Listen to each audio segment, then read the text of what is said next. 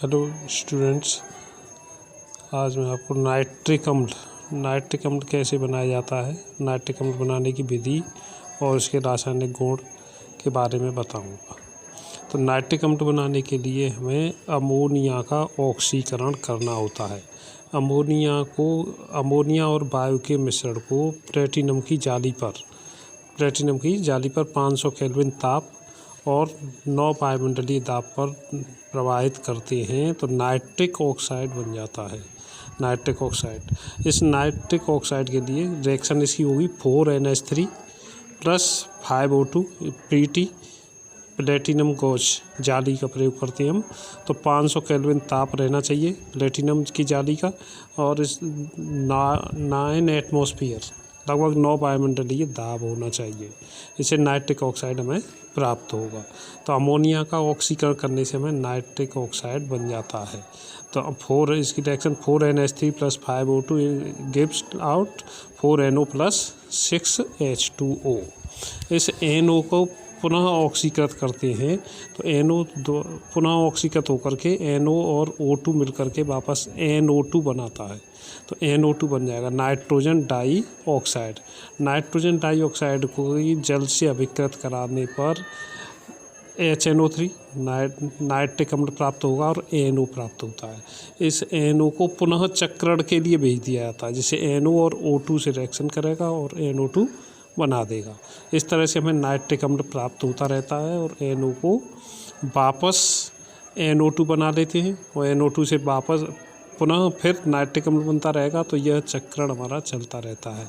इस प्रकार हम अमोनिया से नाइट्रिक अम्ल बना सकते हैं। तो अमोनिया से नाइट्रिक अम्ल बनाने के लिए अमोनिया का ऑक्सीकरण करना है या अमोनिया और वायु के मिश्रण को प्लैटिनम की जाली पर 500 केल्विन ताप और 9 वायुमंडलीय दाब पर प्रवाहित करेंगे। इससे हमारा नाइट्रिक ऑक्साइड बनेगा और नाइट्रिक ऑक्साइड के ऑक्सीकरण से नाइट्रोजन डाइऑक्साइड बन जाता है। नाइट्रोजन डाइऑक्साइड को जल में अवशोषित करते हैं तो जिससे नाइट्रिक अम्ल बन जाएगा। तो नाइट्रिक अम्ल हमारा रंगहीन होता है और प्रयोगशाला में जो प्रयुक्त होता है नाइट्रिक अम्ल वह लगभग 68% द्रव्यमान के अनुसार होता है। इसका घनत्व तो लगभग 1.5 होता है। यह प्रबल अम्ल रहता है और यह प्रबल ऑक्सीकारक है। नाइट्रिक अम्ल प्रबल ऑक्सीकारक होता है। यह जल में घुल करके H आयन देगा, हाइड्रोनियम आयन बनाता है। तो प्रबल ऑक्सीकारक होता है क्योंकि इसका आयनन अधिक हो जाता है, इसलिए प्रबल ऑक्सीकारक है। यह धातु और अधातु दोनों से क्रिया कर सकता है। धातुओं में उत्कृष्ट धातु हैं, जैसे सोना है Au, प्लेटिनम है, इनसे यह अभिक्रिया नहीं करता है। अक्सर बोर्ड में क्वेश्चन पूछा जाता है कि नाइट्रिक अम्ल किन धातुओं से क्रिया नहीं करता है। तो नाइट्रिक अम्ल के गोल्ड और प्लेटिनम से अभिक्रिया नहीं करता है। यह क्रोमियम और एल्यूमिनियम से भी सांद्र नाइट्रिक अम्ल की क्रिया नहीं होती है। इसका कारण यह है कि यह धातुओं के ऊपर इनके ऑक्साइड की परत जम जाती है। इसके कारण नाइट्रिक अम्ल की इनसे क्रिया नहीं होती है। तो नाइट्रिक अम्ल, यहाँ तक हमने नाइट्रिक अम्ल के बारे में इसके भौतिक गुणों को जाना और नाइट्रिक अम्ल बनाने की विधि को जाना। तो नाइट्रिक अम्ल को हमने अमोनिया के ऑक्सीकरण से बनाया था।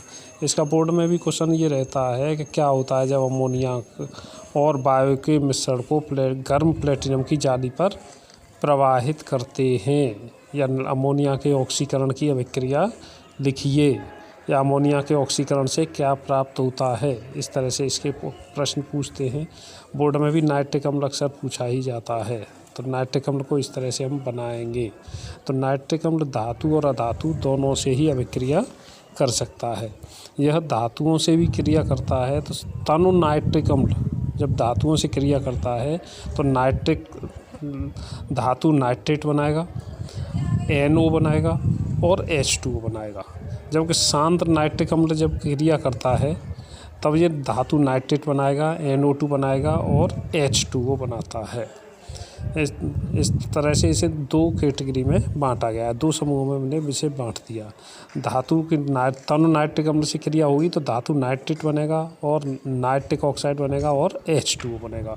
और धातु सांद्र नाइट्रिक अम्ल से अगर क्रिया करती है तो धातु नाइट्रेट और NO2 तथा H2O बनता है। यह अधातुओं से भी क्रिया करता है। अधातुओं से क्रिया करेगा तो उन्हें यह अधातुओं से क्रिया करने में जो भी अधातु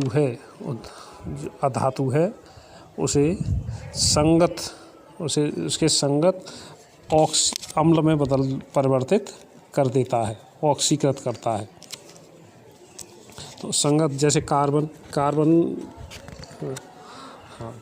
के लिए अगर कार्बन की सांद्र नाइट्रिक अम्ल से हम क्रिया कराते हैं तो कार्बन CO2 ये H2CO3 अम्ल बनाएगा, लेकिन H2CO3 अपघटित हो जाता है और ये CO2 और H2O बना देता है। इसलिए कार्बन का नाइट्रिक अम्ल से क्रिया कराते हैं तब ये CO2 और H2O और NO2 बनाता है। इसी प्रकार आयोडीन नाइट्रिक अम्ल से क्रिया करती है तो आयोडिक अम्ल बनेगा, नाइट्रोजन डाइऑक्साइड और H2O बनता है। तो आयोडीन, फास्फोरस, सल्फर, कार्बन इनकी अभिक्रिया अगर हम नाइट्रिक अम्ल से कराते हैं तो इसके करस्पॉन्डिंग हमें अम्ल प्राप्त होगा। आयोडीन को आयोडिक अम्ल में, कार्बन को कार्बोनिक अम्ल में, परंतु कार्बोनिक अम्ल CO2 और H2O में अपघटित हो जाता है। सल्फर है वो H2SO4 में, और फास्फोरस होता है P4 को यह H3PO4 में ऑक्सीकृत कर देता है। इनके अभिक्रियाओं के लिए किस प्रकार से हम इन्हें बैलेंस कर सकते हैं, हमें इन संख्याओं को बहुत ज़्यादा रटने की आवश्यकता नहीं है। आयोडीन के ऑक्सीकरण संख्या का मान यहाँ पर क्या होगा, आयोडीन की ऑक्सीकरण संख्या का मान 0। और HNO3 में N की ऑक्सीकरण संख्या होती है +5।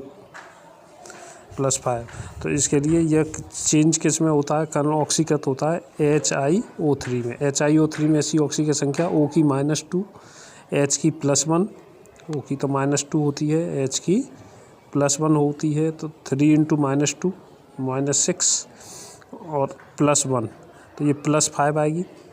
तो आयोडीन की ऑक्सीकरण संख्या कितनी थी हमारी, +5, 5 × 2 = 10। तो I2 के लिए इसे 10HNO3 इसलिए लिया गया। कार्बन CO2 में C की ऑक्सीजन संख्या +4 होगी, इसलिए 4HNO3। तो चेंज कितना हुआ, 0 से लेकर 4, इसलिए हमने 4 लिया। S8+, तो सल्फ़र ऑक्सीजन संख्या यहाँ पर 0 होगी, H2SO4 +5 होती है, तो इस +5 तो 5 0 से 5 चेंज होने के लिए +5 में चेंज हो जाती है, और HNO3 N+5 था, तो 8 कितना कन्वर्ट होगा इसके लिए, +6। NO3 के लिए HNO3 में N की +5 होती है, तो H2SO4 में इस प्रकार से हम इनको संतुलित कर सकते हैं। फास्फोरस के लिए ऑक्सीजन संख्या में परिवर्तन कितना होता है, 20, P4 × 0, और इधर H3PO4 +5 × 4 20, तो इसलिए 20HNO3। इस प्रकार से हम इसके ऑक्सीकरण क्रियाएं प्राप्त कर लेते हैं। यह हमारा नाइट्रिक अम्ल था। नाइट्रिक अम्ल के हम उपयोग धातुओं के साथ भी क्रिया करेगा, तो उसे नेक्स्ट वीडियो में मैं आपको बताऊंगा। इसमें नाइट्रिक अम्ल के लिए पुनः मैं थोड़ा सा इसके लिए वापस बता देता हूँ, एक बार रिवाइज कर देते हैं शॉर्ट में। जैसे अमोनिया का ऑक्सीकरण कराते हैं प्लेटिनम की, तब तक प्लेटिनम की जाली पर प्रभावित करते हैं तो नाइट्रिक ऑक्साइड बनता है, NO बन जाता है। NO का पुनः ऑक्सीकरण करते हैं तो O2 NO2 बनेगा।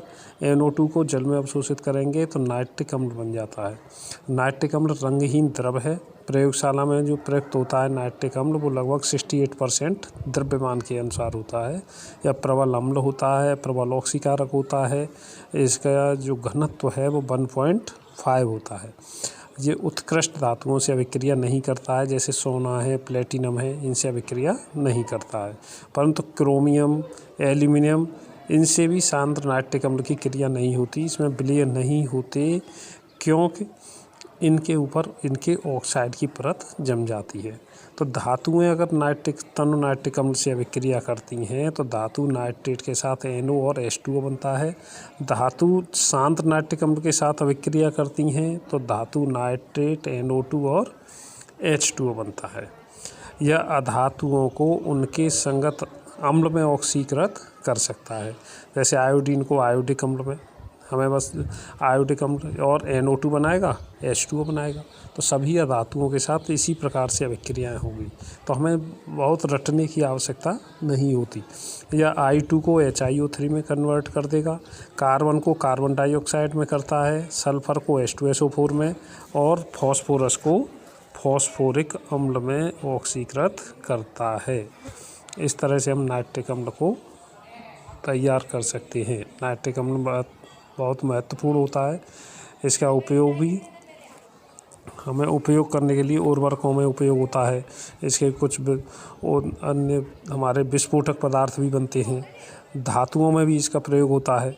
धातुओं के स्टील के उत्पादन में हम लोग उपचार करते हैं। इसका अन्य उपयोग हम अपना अम्ल राज भी बनाया जाता है, जो धातुओं को घोलने में काम आता है, उत्कृष्ट धातुओं को। Thank you.